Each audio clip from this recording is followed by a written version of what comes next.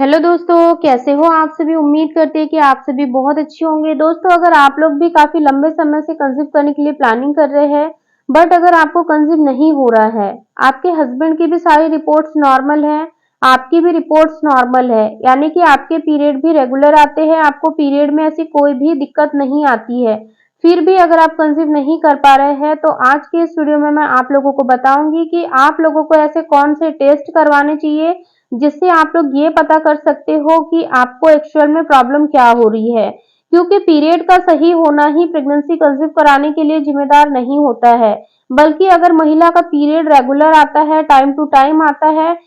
Period regular होने के साथ साथ महिलाओं के शरीर में अंडे बनने भी बहुत ज्यादा जरूरी होते हैं, क्योंकि जरूरी नहीं कि हर महीने आपका पीरियड रेगुलर आ रहा है तो आपके अंडे भी सही बन ही रहे होंगे, क्योंकि अंडे तो बनते हैं लेकिन अंडे सही मात्रा में नहीं बन पाते हैं, यानी कि प्रेगनेंसी कंसीव कराने के लिए जो महिला का अंडा है जिसका साइज कम से कम 15 से 20 एमएम के बीच में होना चाहिए। अगर फॉर एग्जांपल अंडा बन रहा है लेकिन वो बहुत ही छोटा है, यानी कि फॉलिकल से बाहर ही नहीं आ रहा है, अगर वो मैच्योर होके बाहर नहीं आएगा, फूटेगा नहीं, तो फिर आपको प्रेगनेंसी कैसे कंसीव होगी। इसीलिए आप लोग इस वीडियो को शुरू से लास्ट तक जरूर देखें, क्योंकि मुझे भी यही प्रॉब्लम थी कि मेरे पीरियड्स रेगुलर थे बट मुझे कंसीव नहीं हो रहा था। करीब 3 साल तक लगातार रिलेशन में होने के बावजूद जब मुझे कंसीव नहीं हो रहा था, तो डॉक्टर ने मुझे एक टेस्ट करने के लिए कहा था, जिसको करने के बाद मुझे मेरी प्रॉब्लम का एग्जैक्ट सही सही पता चला था। वो क्या है उसी के बारे में मैं आज आप लोगों को बताऊंगी।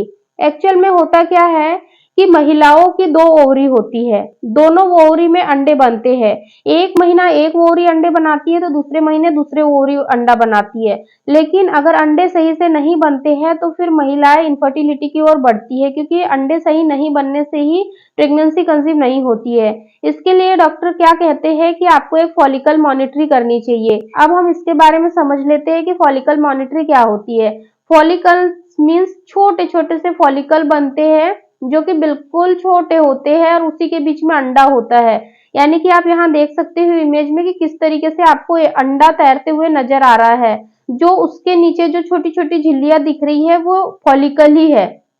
इसके लिए क्या करना होता है, जब आप फॉलिकल स्टडी के लिए जाते हो तो डॉक्टर आपको हमेशा कहते हैं कि जैसे ही आप पीरियड से फ्री होते हो, यानी कि मान लीजिए कि आपका 28 दिन का पीरियड साइकिल है और आप जैसे ही 4 से 5 दिन में हेयर वॉश कर लेते हो, उसके 2 दिन बाद से ही आपकी फॉलिकल मॉनिटरी होती है, यानी कि 7वें दिन से लेके 14वें दिन के बीच में आपकी फॉलिकल मॉनिटरी की जाती है, या फिर कहीं कहीं पर कुछ डॉक्टर पीरियड खत्म होने के 10वें दिन से लेकर 20वें दिन के बीच में भी फॉलिकल मॉनिटरी करते हैं, क्योंकि फॉलिकल जब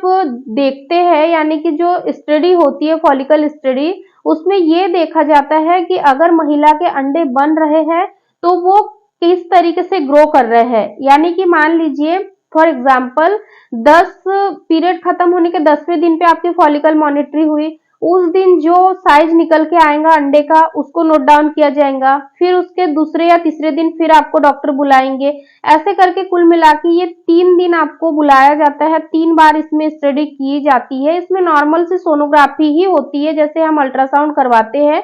सेम वैसा ही प्रोसीजर होता है, बस इसमें फर्क केवल इतना होता है कि जो ये फॉलिकल मॉनिटरी होती है वो स्पेशली आपके ओवरी में बनने वाले अंडे को चेक करने के लिए किया जाता है। तो इसको करने से सही सही पता चल जाता है कि जो महिला की ओवरी है वो अंडे सही से बना रही है या नहीं। अगर फॉर एग्जाम्पल अंडे बन तो रहे हैं लेकिन वो सही से ग्रो नहीं हो रहे हैं, तो जब महिलाओं का ओवुलेशन का समय चल रहा होता है, उसी समय पर डॉक्टर ये देख लेते हैं कि अगर अंडा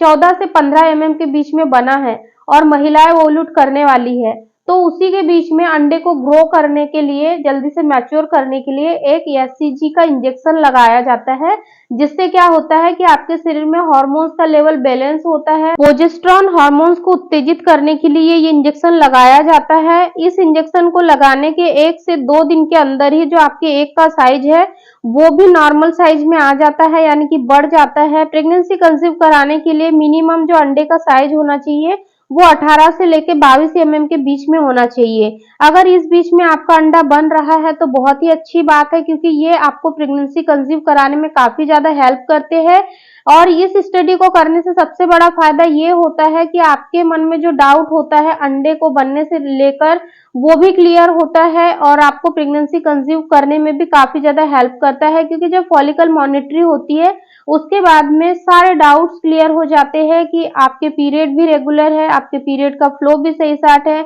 आपको किसी भी प्रकार की कोई डिसीज नहीं है, आपके अंडे भी सही से बन रहे हैं। तो फिर आपको 1 से 2 साइकिल के अंदर ही प्रेगनेंसी कंसीव हो जाएंगी। या फिर मैं अपना पर्सनल एक्सपीरियंस आप लोगों के साथ शेयर करूं, तो जब मेरी फर्स्ट टाइम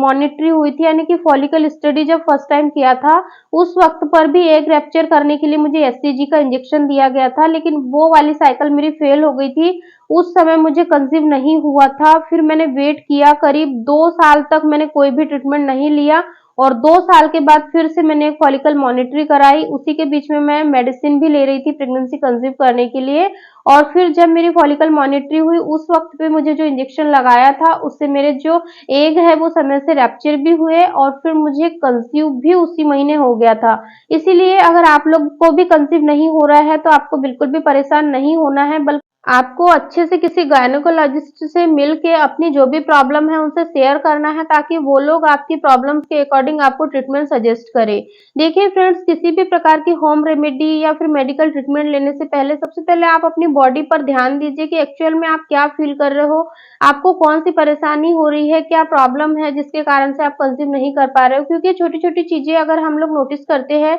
तो हमें अपना शरीर खुद ही बताता है कि हमारे शरीर में क्या प्रॉब्लम हो रही है। इसीलिए आप लोगों को बिल्कुल भी परेशान नहीं होना है। हस्बैंड हस्बैंड वाइफ को शांति से सोच समझ कर सही डिसीजन, सही निर्णय लेना है, ताकि आप लोगों की जो भी समस्या है उसका समय रहते निवारण हो सके। क्योंकि आज के समय में टेक्नोलॉजी इतनी ज्यादा एडवांस हो चुकी है कि हर कोई पेरेंट्स बन सकते हैं। बस जरूरत है कि अपनी समस्या को सही से पहचानने की और उसका सही से ट्रीटमेंट लेने की। तो दोस्तों, उम्मीद करती हूँ कि आप लोगों को आज का ये वीडियो पसंद आया होगा। अगर फॉलिकल स्टडी से रिलेटेड अगर आपके मन में कोई भी डाउट्स होते हैं या कोई भी क्वेरीज होती है तो आप कमेंट्स में जरूर पूछिए, क्योंकि मैं आप लोगों के कमेंट को रीड करके उनका आंसर भी दूंगी। अगर आप लोगों ने ये वीडियो नहीं देखा है कि प्रेगनेंसी कंसीव होने के शुरुआती क्या क्या लक्षण होते हैं, तो आप उन वीडियो को जरूर चेकआउट करिए, क्योंकि हो सकता है कि आपको भी कभी कभी प्रेगनेंसी कंसीव हो जाती है लेकिन आप लोग सिम्टम्स पे ध्यान नहीं देते हैं और फिर अगर कोई छोटी मोटी सी मिस्टेक हो जाती है तो फिर हो सकता है कि आपको प्री मिसकैरेज भी देखना पड़ सकता है।